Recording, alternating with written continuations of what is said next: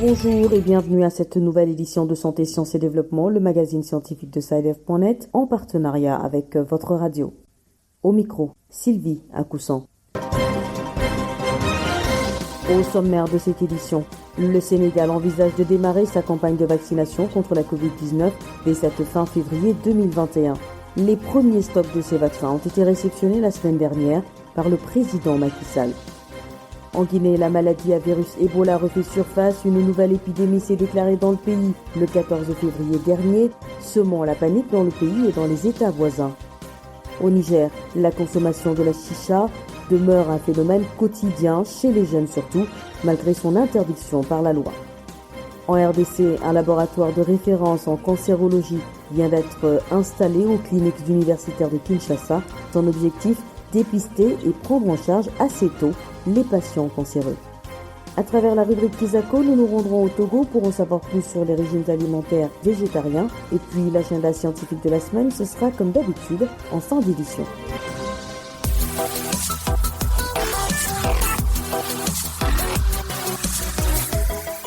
Le Sénégal va bientôt débuter sa campagne de vaccination contre le coronavirus. Le pays a en effet réceptionné ses premières doses du vaccin anti-Covid-19 la semaine dernière.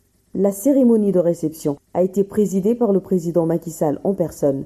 Les détails avec notre correspondant à Dakar, Didier Lando.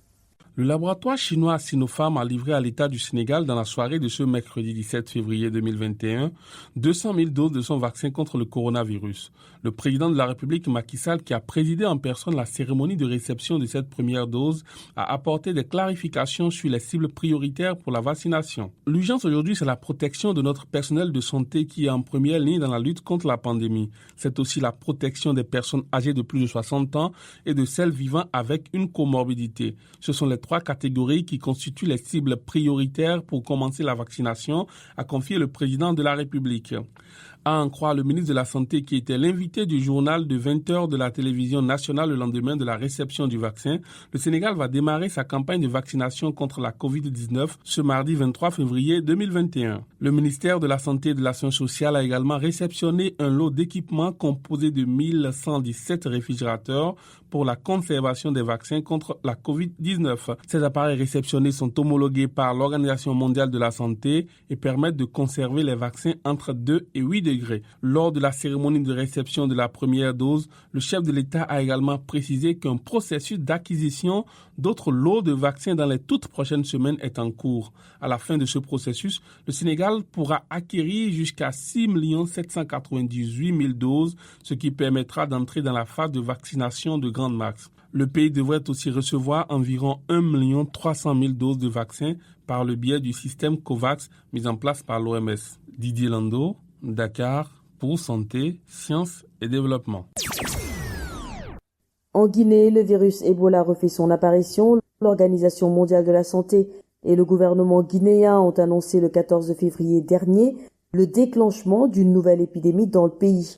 Les équipes de riposte ont aussitôt été déployées pour contenir la situation en limitant notamment les contaminations.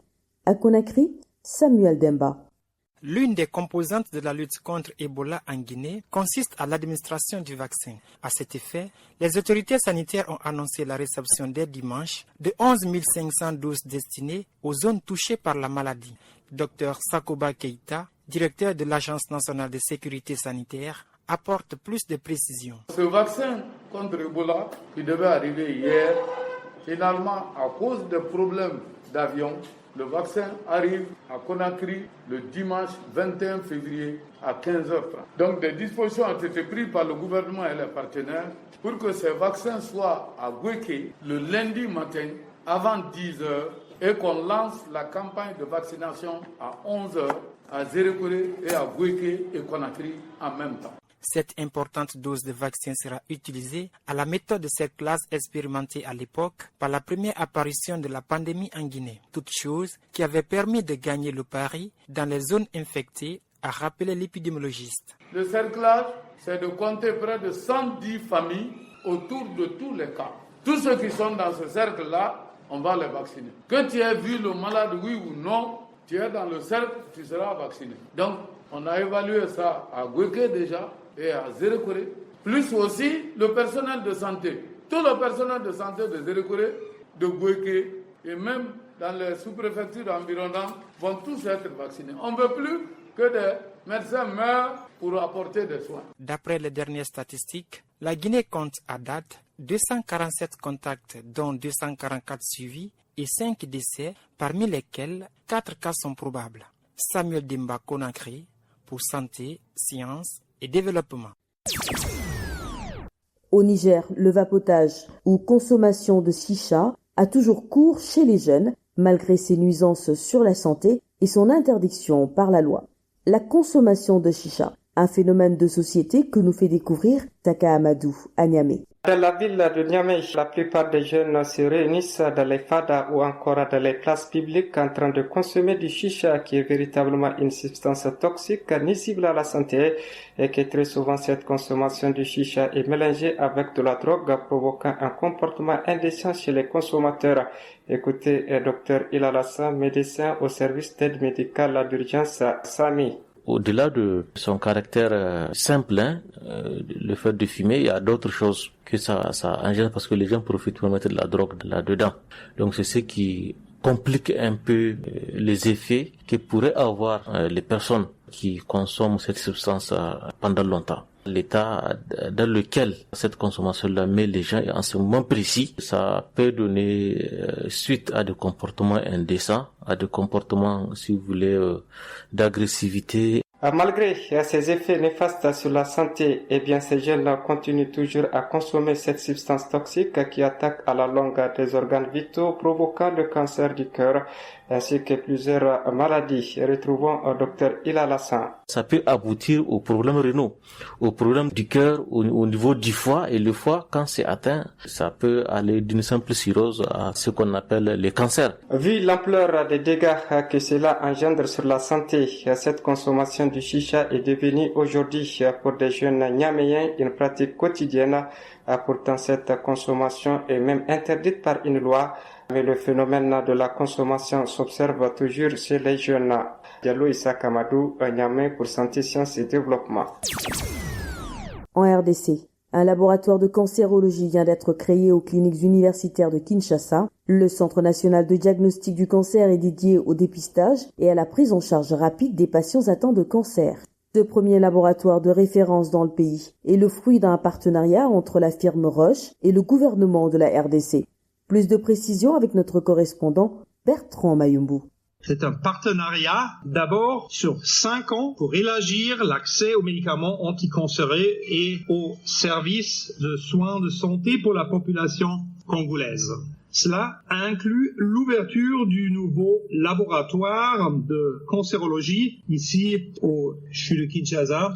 C'est par ces mots que Christophe Friand, président mondial de la firme pharmaceutique Roche, a annoncé un partenariat avec la République démocratique du Congo à travers son ministère de la Santé. Cette annonce faisait allusion à l'installation du premier centre national des diagnostics du cancer. Depuis la période allant de 1969 jusqu'à 40 ans plus tard, une enquête a été menée grâce au registre et protocole de biopsie. Résultat, plus de 4000 cas de cancer ont été répertoriés dont l'âge moyen était de 42 ans. Enquête qui montre à suffisance l'importance d'une bonne prise en charge des victimes selon la revue Annales africaine de médecine de l'Université de Kinshasa. Le partenariat prendra en compte plusieurs aspects dont la formation des prestataires et la sensibilisation des populations pour permettre l'accès aux soins anticancéreux à tous. Dr Eteni Longondo, ministre de la Santé. Nous allons contribuer et on va traiter gratuitement d'environ 1000 malades souffrant de cancer ici au Congo. Les malades qui souvent vont à l'étranger pour se faire soigner de cancer, à partir de cette année, nous allons commencer à les soigner ici. Et puis l'année prochaine, on va augmenter le nombre peut-être à 2000 et puis au fur et à mesure, on pourra prendre tout le monde en charge de ce Congo. Au total, le programme d'installation ouvrira 7 nouveaux laboratoires d'oncologie, dont 3 en 2021. Kinshasa, Bertrand Mayumbu pour Santé, Sciences et Développement.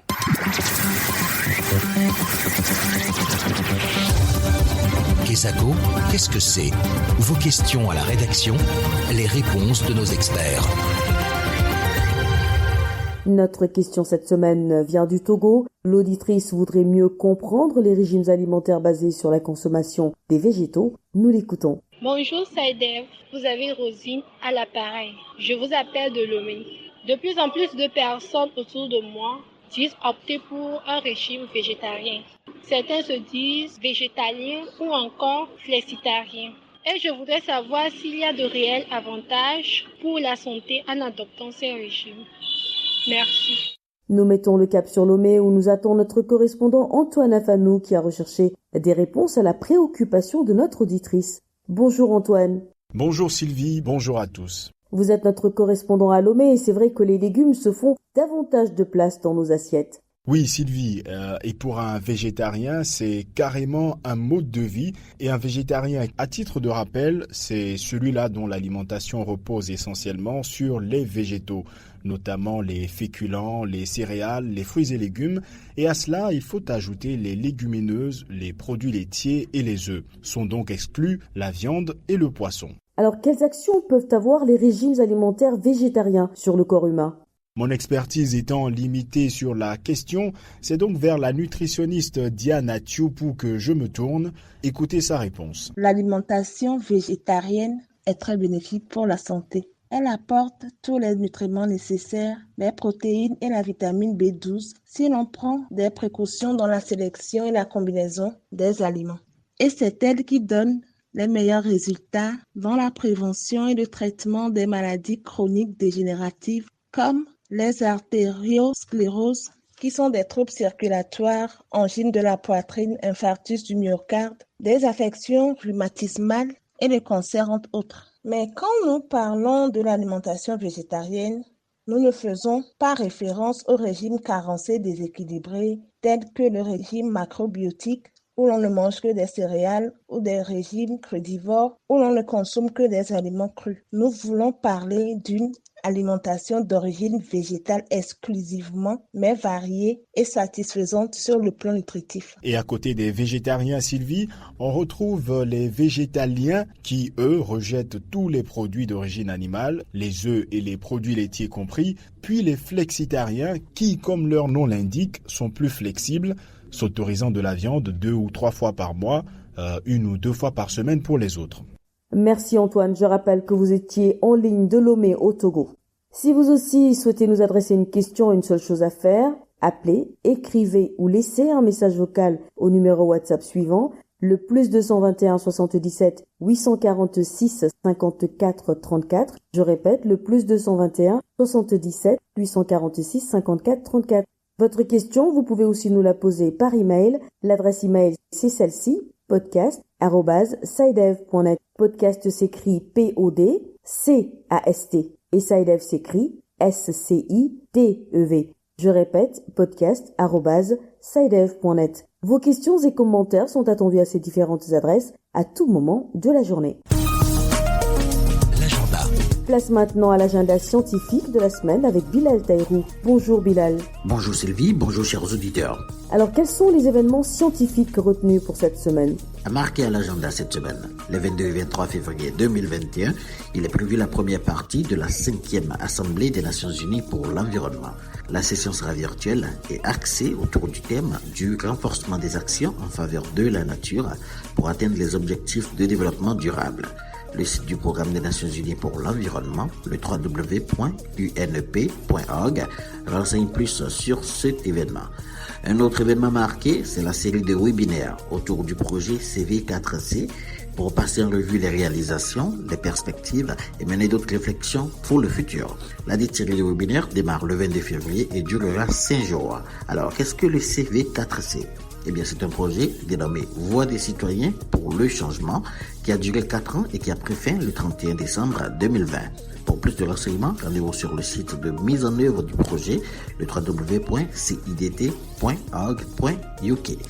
Et pour clore la liste cette semaine, une annonce de l'OMS, c'est la tenue de la 5e conférence internationale sur la prévention des UV et du cancer cutané. C'est du 20 au 23 avril 2021. Voilà, ce sera tout pour cette semaine, Sylvie. Merci Bilal. Mesdames et messieurs, c'est la fin de cette édition de Santé, Sciences et Développement. Merci de l'avoir suivi. Rendez-vous la semaine prochaine, même heure, même fréquence. D'ici là, portez-vous bien. Cette émission est disponible en podcast sur le site saidev.net/fr. Cette émission a été réalisée sur financement du CRDI, le Centre de recherche pour le développement international, un organisme public canadien. Le CRDI investit dans le savoir, l'innovation et les solutions afin d'améliorer les conditions de vie dans les pays en développement.